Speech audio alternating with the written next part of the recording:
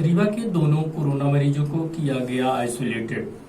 रीवा के डॉक्टर सिंघल के corona positive होने के पश्चात उनके संपर्क में आई उनकी बहन सरिता अग्रवाल समेत बेटी तनिषा सिंघल को संजय गांधी अस्पताल के कोरोना वार्ड में आइसोलेटेड कर दिया गया है। वहीं इनके अलावा इनके संपर्क से जुड़े सभी लोगों की जांच करा ली गई है, जो पूरी तरह से निगेटिव है, जो रीवा के लिए एक राहत की खबर भी है।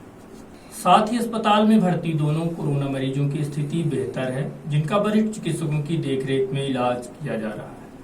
डॉक्टर राजेश सिंघल की रिपोर्ट पॉजिटिव आने के बाद उनसे जुड़ी चेन में तकरीबन 38 लोगों में से 35 की जांच कराई जा चुकी है, जिसमें से 2 लोगों को छोड़ बाकी सभी की जांच पूरी तरह निगेटिव है।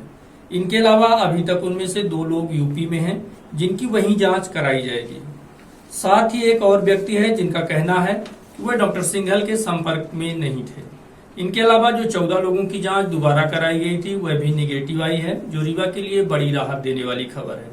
कोरोना मरीजों समेत कराई गई जांच के संबंध में मेडिसिन विभाग के चिकित्सक डॉक्टर राकेश पटेल से बात की गई तो उन्होंने इस संबंध में विस्तार से जानकारी दी। सर, डॉक्टर राजेश सिंघल का एक टेस्ट पॉजिटिव आया था और बाकी तो उनकी खैर रिपोर्ट निगेटिव है, पर उनके 2 जो कांटेक्ट थे, जो प्राइमरी कांटेक्ट थे उनके, वो पॉजिटिव आए हैं। बाकी उनके सारे प्राइमरी कांटेक्ट जो 36 थे उन सबकी ट्रेसिंग हो गई, सबके टेस्ट हो गए हैं। बाकी सभी के टेस्ट निगेटिव हैं फर्स्ट टेस्ट, और उनका दूसरा टेस्ट 10 दिन बाद होने वाला है जिनके निगेटिव आए हैं।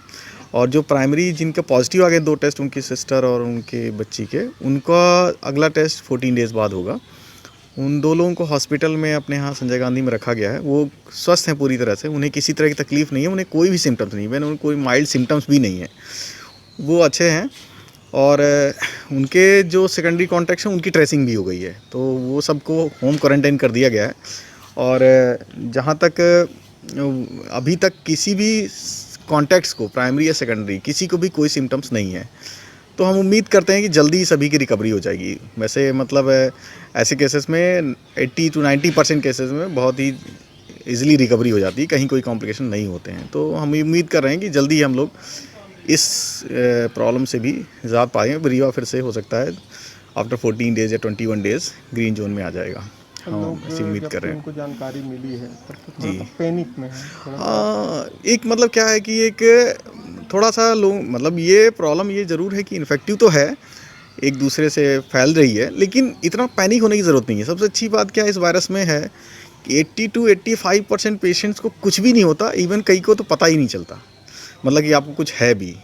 तो इसलिए ऐसा है कि आपको बिल्कुल घबराने की ज़रूरत नहीं है। जो पेशेंट पहले से किसी बीमारी से ग्रसित हैं, जैसे उनको डायबिटीज़ है, हार्ट में कुछ प्रॉब्लम है, किडनी में प्रॉब्लम है, लीवर में प्रॉब्लम है, उनको ज़रूर थोड़ा सा दिक्कत होने के चांस रहते हैं। और उसमें भी 3% 4% केसेस को ही आईसीयू एडमिशन की ज़रूरत पड़ती है, और 1 से 2% पेशेंट को ही इन्वेजिव वेंटिलेटर पे सपोर्ट पे देना पड़ सकता है।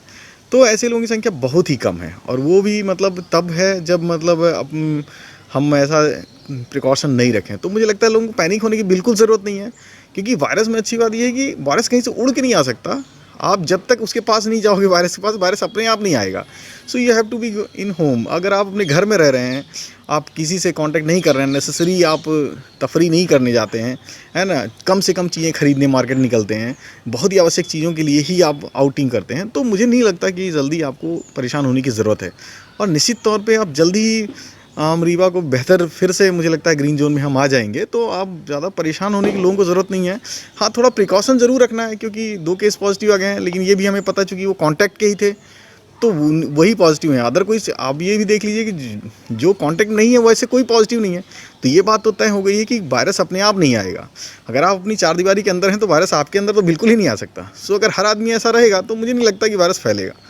और ख़रीदारी करते समय खास करके सब्जी के ठेलों में, जो किराना में खरीदारी करते समय बहुत सचेत रहिए। बहुत ही ज़रूरत की सामान खरीदिए, लग्जरी आइटम खरीदने की अभी ज़रूरत नहीं है। आप बिना ब्रेड के मर नहीं जाएंगे, है ना, बिना बिस्किट खाए मर नहीं जाएंगे। आप रोटी सब्जी दाल चावल ऐसी चीज़ें खरीदिए जिनसे आपको सर्वाइवल आपका चलता रहे, दैट्स ऑल। अभी आप न्यूट्रिशनल वैल्यू के बारे में नहीं सोचिए कि सेरेलैक खाना आपके लिए बहुत ज़रूरी नहीं है, बॉर्नवीटा पीना और ये सब पीना, अभी कैडबरी खाना ज़रूरी नहीं है।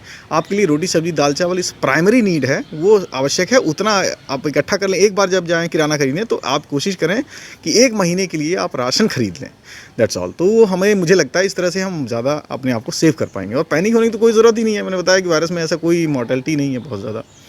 और बाकी हम लोग बाकी जो स्टाफ है सारा स्टाफ ड्यूटी पे है, कोई दिक्कत नहीं है, सभी लोग अच्छे से ड्यूटी कर रहे हैं, किसी कोई कंप्लेन नहीं है। जो थोड़ी मोटे इशू आ रहे हैं हम एडमिशन के साथ मिल करके उसको सॉल्व कर